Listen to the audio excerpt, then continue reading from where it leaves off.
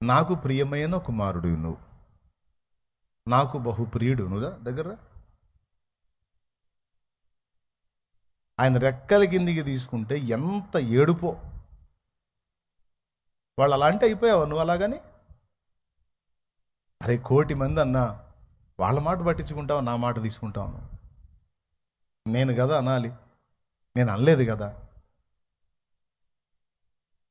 నువ్వు ఆశీర్వదించబడింది వాడివి నానా, నువ్వు ఆశీర్వదించబడింది వాడివి నానా. నువ్వు అనేకులకు దీవెనగా మారతావు, నేను చేస్తాగా.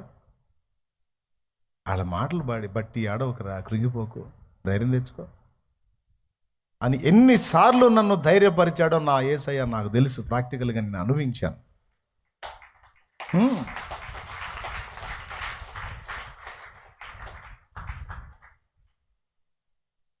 గుర్తు చేసుకో మనసా అనే పాటలో పాడుకున్నాను.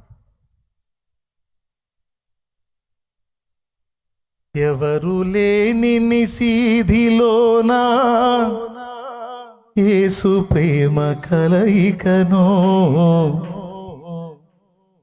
ఏనాటికి మారిపోని క్రీస్తుని మమకారమును గుర్తు చేసుకో మనస, గుండెలోన దాచుకో.